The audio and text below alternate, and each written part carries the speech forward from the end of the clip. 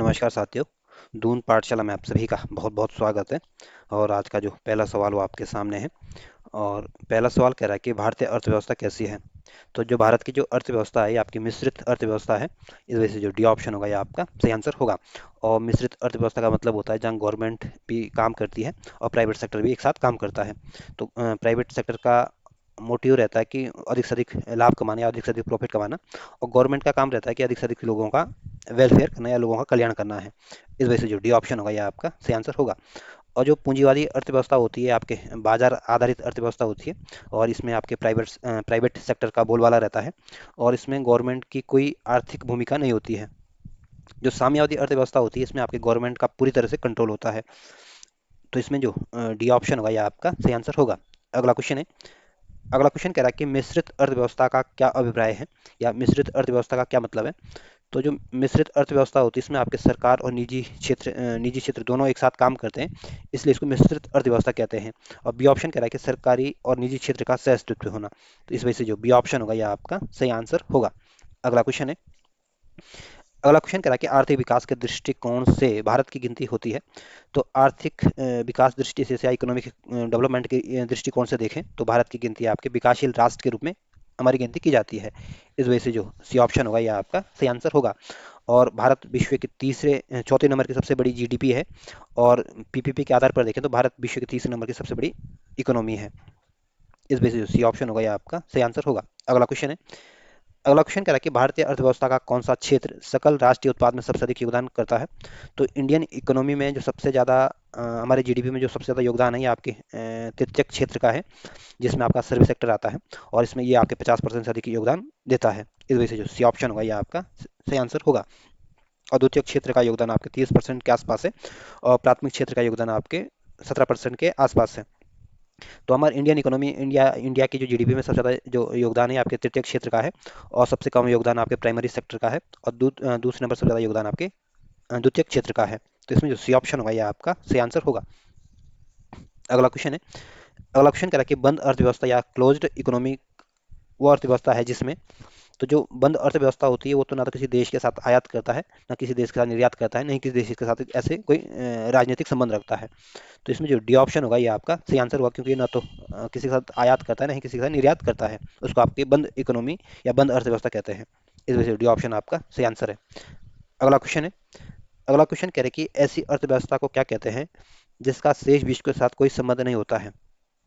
तो ऐसी इकोनॉमी जो किसी देश के साथ अपना संबंध नहीं रखती, ऐसी अर्थव्यवस्था को या ऐसी इकोनॉमी को आपके बंद अर्थव्यवस्था कहते हैं। इस वजह से जो बी ऑप्शन होगा यह आपका सही आंसर होगा। और जो समाजवादी अर्थव्यवस्था होती है इसमें गवर्नमेंट की प्रमुख भूमिका होती है। और जो मुक्त अर्थव्यवस्था होती है इसमें ये आपके पूंजीवादी अर्थव्यवस्था का ही एक स्वरूप है। और इसमें गवर्नमेंट का कोई हस्तक्षेप नहीं होता है। और जो मिश्रित अर्थव्यवस्था होती है इसमें आपकी प्राइवेट और गवर्नमेंट दोनों एक साथ काम करते हैं। और जो बंद अर्थव्यवस्था होती है आप इसमें विश्व के साथ किसी अन्य देश के साथ कोई संबंध नहीं रखते हैं। तो जो बी ऑप्शन होगा यह आपका सही आंसर होगा। अगला क्वेश्चन है। अगला क्वेश्चन कह रहा है कि यह सत्य होगा कि भारत को परिभाषित किया जाए। ये ऑप्शन कह रहा है कि यह एक खाद्य की कमी वाली अर्थव्यवस्था के रूप में। तो ये ऑप्शन गलत है। भारत में खाद्यान्न की कमी नहीं है और नहीं हमें कम खाद्य वाली अर्थव्यवस्था के रूप में परिभाषित किया जाए। तो ये ऑप्शन गलत है कि 1960 में जब हमारे देश में हरित क्रांति नहीं आई थी उस समय तो हमारे यहाँ खाद्यान्न की कमी थी। लेकिन अब इस समय हमारे पास खाद्यान्न की कमी नहीं है, अब तो हम निर्यात करते हैं खाद्यान्न का। तो ये ऑप्शन इस वजह से क्या हो जाता है, गलत हो जाता है। हमारे यहाँ खाद्यान्न की कमी नहीं है। बी ऑप्शन कह रहा है कि वो एक एक श्रम आधिक्य वाली अर्थव्यवस्था के रूप में। तो बी ऑप्शन बिल्कुल ठीक है। भारत की अर्थव्यवस्था को अगर एक आधिक्य वाली अर्थव्यवस्था के रूप में कहा जाए तो इसमें कोई गुरेज नहीं है, क्योंकि भारत जो है विश्व में सबसे अधिक आबादी वाला देश है। और हमारे पास सबसे अधिक मजदूरों की संख्या है, सबसे ज़्यादा श्रमिकों की संख्या है। इसलिए हमारे देश को श्रम आधिक्य वाली अर्थव्यवस्था के रूप में कह सकते हैं। तो बी ऑप्शन बिल्कुल ठीक है। सी ऑप्शन कह रहा है एक व्यापार की आधिक्य वाली अर्थव्यवस्था के रूप में। तो हमारा व्यापार इतना ज़्यादा नहीं होता है, हमसे ज़्यादा व्यापार तो आपके यूएसए, चाइना और जर्मनी जैसे देशों का होता है। तो सी ऑप्शन भी गलत है। डी ऑप्शन कह रहा है कि एक पूंजी अधिक्य वाली अर्थव्यवस्था के रूप में। रोना तो हमारे पास यही है कि हमारे पास पूंजी की कमी है। तो इसको हमारे देश को पूंजी अधिक्य वाली अर्थव्यवस्था के रूप में भी नहीं परिभाषित किया जा सकता है। तो हमारे देश में श्रमिकों की संख्या बहुत ज़्यादा है, क्योंकि हमारी आबादी बहुत ज़्यादा है। इसलिए हमारे देश को इकोनॉमी को अगर श्रम आधिक्य वाली अर्थव्यवस्था कह सकते हैं। इस वजह से जो बी ऑप्शन होगा यह आपका सही आंसर होगा। अगला क्वेश्चन है। अगला क्वेश्चन कह रहा है कि किसी देश का आर्थिक विकास निर्भर किस पर करता है। तो किसी देश की जो इकोनॉमिक इकोनॉमिक डेवलपमेंट जो डिपेंड करता है ये आपके वहाँ के जो प्राकृतिक संसाधन है उसके ऊपर डिपेंड करता है कि उनके पास कितने प्राकृतिक संसाधन है, उनके पास पूंजी कितनी है, उनके पूंजी निर्माण भी ये डिसाइड करता है कि उस देश का आर्थिक विकास कैसे होगा। अब बाजार का आकार कैसा है, या छोटा है, बड़ा है, इसमें उनके पास कितनी पूंजी है, तो ये सारे फैक्टर जो हैं ये आपके आर्थिक विकास के को निर्भर करते हैं। अगर ये पूंजी आपके पास बहुत ज़्यादा है, प्राकृतिक संसाधन बहुत ज़्यादा है, बाजार का आकार बड़ा है, तो ऑब्वियस ही बात है कि आपकी इकोनॉमी की डेवलपमेंट अच्छा होगा। तो ये सारे कारण आपके आर्थिक विकास पर निर्भर करते हैं। इस वजह से जो डी ऑप्शन होगा ये आपका सही आंसर होगा। अगला क्वेश्चन है। अगला क्वेश्चन कह रहा है कि वैश्वीकरण या ग्लोबलाइजेशन का क्या अर्थ है। तो ग्लोबलाइजेशन का मतलब है कि एक देश की अर्थव्यवस्था दूसरे देश की अर्थव्यवस्था के साथ जुड़ना, यानी एक देश की अर्थव्यवस्था दूसरे देश की अर्थव्यवस्था के साथ एकीकरण होना, यानी एक साथ मिलना। तो बी ऑप्शन यही सी ऑप्शन यही कह रहा है कि घरेलू अर्थव्यवस्था का वैश्विक अर्थव्यवस्था के साथ एकीकरण होना। इस वजह से जो सी ऑप्शन होगा ये आपका सही आंसर होगा। अगला क्वेश्चन है। अगला क्वेश्चन कह रहा है कि ग्लोबलाइजेशन की प्रक्रिया से अभिप्राय है।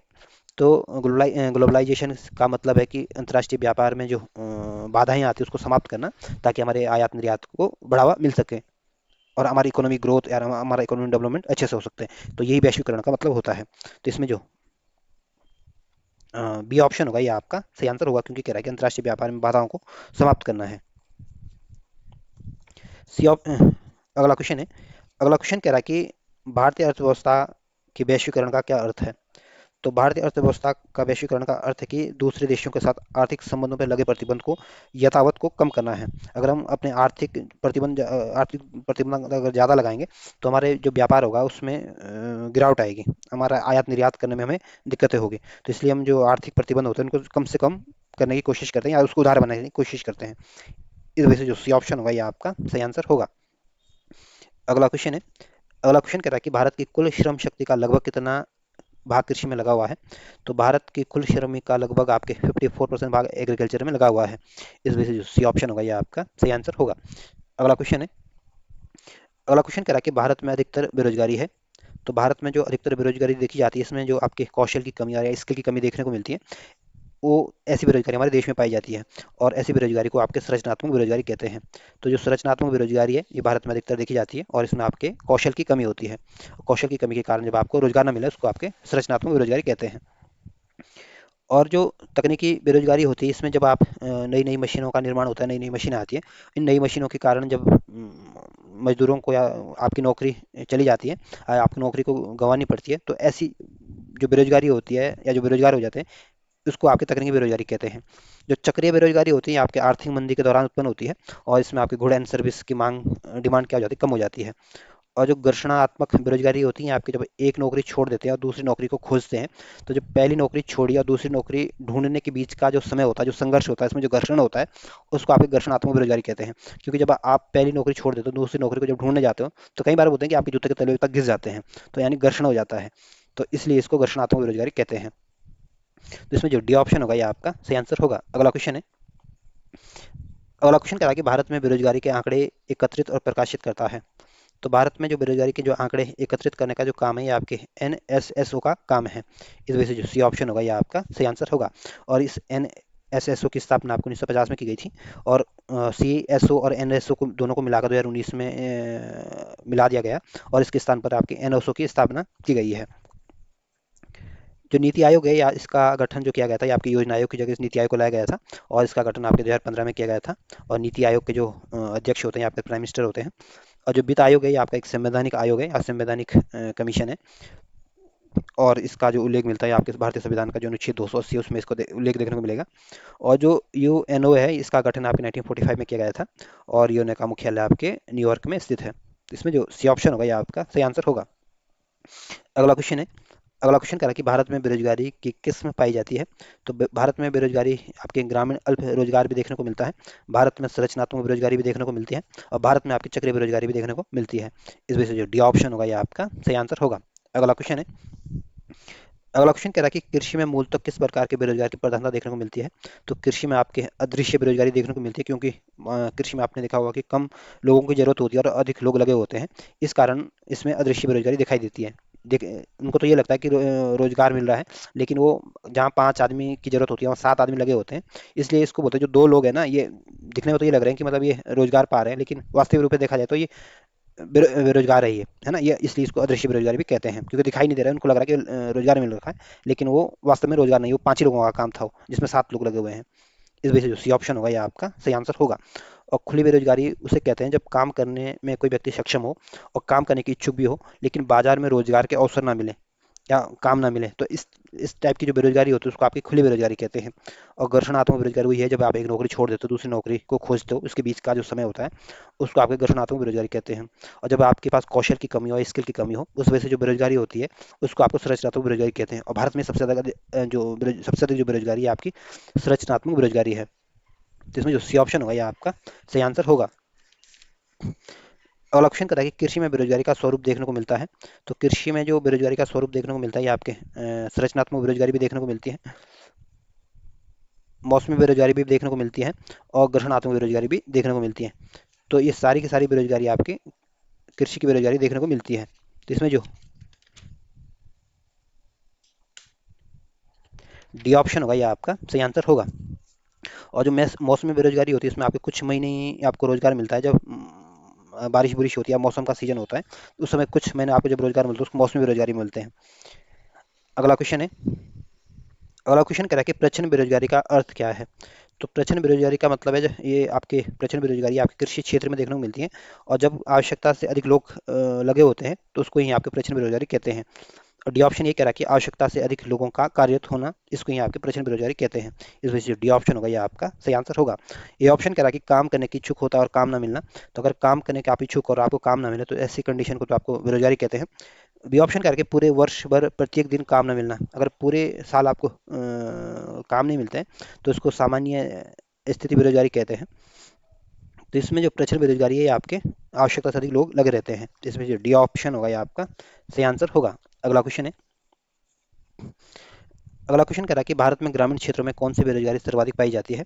तो ग्रामीण क्षेत्रों में आपके मौसमी बेरोजगारी भी देखने को मिलती है और अदृश्य बेरोजगारी भी देखने को मिलती है, तो ये दोनों बेरोजगारी आपके ग्रामीण क्षेत्रों में देखने को मिलेगी। इस वजह से जो सी ऑप्शन होगा ये आपका सही आंसर होगा। अगला क्वेश्चन है, अगला क्वेश्चन कह रहा है कि वर्तमान समय में देश के किस प्रकार की बेरोजगारी की समस्या बहुत गंभीर समस्या बनी हुई है। तो वर्तमान समय में बेरोजगार की जो सबसे बड़ी समस्या बनी हुई है ये आपकी शिक्षित बेरोजगारों की समस्या बनी हुई है। इस वजह से जो सी ऑप्शन होगा ये आपका सही आंसर होगा। अगला क्वेश्चन है, अगला क्वेश्चन कह रहा है कि भारत में छिपी हुई बेरोजगारी मुख्य रूप से संबंधित है। तो जो छिपी हुई बेरोजगारी है आपके कृषि क्षेत्र में देखने को मिलेगी, और ये आपके ग्रामीण क्षेत्र में देखने को मिलती है। विनिर्माण क्षेत्र शहरी क्षेत्र में ये बेरोजगारी नहीं देखने को मिलती है। इस वजह से जो डी ऑप्शन होगा ये आपका सही आंसर होगा। अगला क्वेश्चन है, अगला क्वेश्चन कह रहा है कि संरचनात्मक बेरोजगारी का कारण है। तो संरचनात्मक बेरोजगारी का कारण क्या है कि इसमें अपर्याप्त उत्पादन क्षमता होती है इन पे, क्योंकि स्किल की कमी होती है, कौशल की कमी होती है, तो इस वजह से उनको सही से ये अच्छा जितना उत्पादन होना उतना उत्पादन नहीं हो पाता है, इसलिए ये अपर्याप्त उत्पादन क्षमता कर पाते हैं। इस वजह से जो D option sorry C option होगा ये आपका सही आंसर होगा, क्योंकि ज़्यादा जितना उत्पादन करा उतना उत्पादन नहीं कर पाते, क्योंकि उनके पास इतना स्किल इतना कौशल नहीं है। इस वजह से सी ऑप्शन होगा ये आपका सही आंसर होगा। अगला क्वेश्चन है, अगला क्वेश्चन कहता है कि शहरी क्षेत्रों में आमतौर पर किस प्रकार की बेरोजगारी देखी जाती है। तो शहरी क्षेत्रों में अक्सर जो बेरोजगारी देखी जाती है आपकी शिक्षित बेरोजगारी देखी जाती है। इस वजह से जो सी ऑप्शन ए ऑप्शन होगा ये आपका सही आंसर होगा। और जो प्रचंड बेरोजगारी आपके कृषि क्षेत्र में देखी जाती है, ग्रामीण क्षेत्रों में देखी जाती है। और जो मौसमी बेरोजगारी आपके कुछ महीने में ही रोजगार मिलता है इसमें, और ये भी आपके ग्रामीण और शहरी दोनों क्षेत्रों में देखने को मिलती है। तो इसमें जो ए ऑप्शन होगा ये आपका सही आंसर होगा। अगला क्वेश्चन है, अगला क्वेश्चन कह रहा है कि प्रच्छन्न बेरोजगारी का अर्थ सामान्यतः है जहाँ डैश डैश है। तो प्रच्छन्न बेरोजगारी का मतलब है जब आपकी श्रम की सीमांत उत्पादकता शून्य होती है। अब इसका मतलब क्या होगा कि सीमांत उत्पादकता शून्य हुई, मान लें किसी खेत में 10 बोरी गेहूं उगता है और उसमें 5 लोगों की जरूरत है, और ये 5 लोग हर साल ये खेती करते हैं और 10 बोरी गेहूं उगा लेते हैं, लेकिन 2 लोग उसमें और शामिल हो जाते हैं, और वो भी जब वो 2 लोग और शामिल हो जाते तब भी गेहूं की 10 ही बोरियां उत्पादन होता है। तो जो 2 लोग होते हैं इनकी जो श्रम की जो सीमांत उत्पादकता है शून्य हो जाती है। और प्रच्छन्न बेरोजगारी क्या होती है, छिपी हुई बेरोजगारी होती है, तो ये आपके कृषि क्षेत्र में देखने को मिलती है। तो इसलिए प्रच्छन्न बेरोजगारी की जो श्रम की सीमांत उत्पादकता होती है शून्य होती है, क्योंकि जो 2 लोग लगे हैं ये कोई उत्पादन नहीं कर पा रहे। पहले भी 10 ही बोरी उत्पादन हो रहा था, अभी 2 लोग और शामिल हो गए, फिर भी 10 ही बोरी उत्पादन हो रहा है, तो जो 2 लोग हैं इनकी उत्पादकता क्या है, शून्य है बिल्कुल। इस वजह से जो सी ऑप्शन होगा ये आपका सही आंसर होगा। अगला क्वेश्चन है, अगला क्वेश्चन करा कि किस प्रकार की बेरोजगारी में स्नातकोत्तर डिग्री के युवा नौकरियों में प्राप्त नहीं कर पाते हैं। तो जो यूजी और पीजी करके जो छात्र बैठे होते हैं, उनकी जो युवा नौकरियां नहीं मिल पाती है, ये आपकी शैक्षिक बेरोजगारी की कैटेगरी में आएगी, है ना। ये शिक्षित बेरोजगारी है, इस वजह से जो सी ऑप्शन होगा ये आपका सही आंसर होगा। और मौसमी बेरोजगारी आपके कुछ ही महीने रोजगार मिलता है। और प्रच्छन्न बेरोजगारी आपके आवश्यकता से अधिक लोग काम में लगे रहते हैं, इस वजह से सी ऑप्शन आपका सही आंसर है। अगला क्वेश्चन है। अगला क्वेश्चन कह रहा है कि डैश डैश बेरोजगारी तब होती है जब लोगों को वर्ष के कुछ महीने के दौरान रोजगार नहीं मिल पाता है। तो मौसमी बेरोजगारी जो होती है इसमें कुछ ही मंथ में आपको रोजगार मिलता है, बाकी महीने में आपको रोजगार नहीं मिल पाता है। तो ऐसे बेरोजगारी को आपकी मौसमी बेरोजगारी कहते हैं। तो जो सी ऑप्शन होगा ये आपका सही आंसर होगा। अगला क्वेश्चन है। अगला क्वेश्चन कह रहा है कि प्रच्छन्न बेरोजगारी को और किस नाम से जाना जाता है। तो प्रच्छन्न बेरोजगारी को आपके अल्प रोजगार के नाम से भी जाना जाता है। इस वजह से जो ये ऑप्शन होगा ये आपका सही आंसर होगा।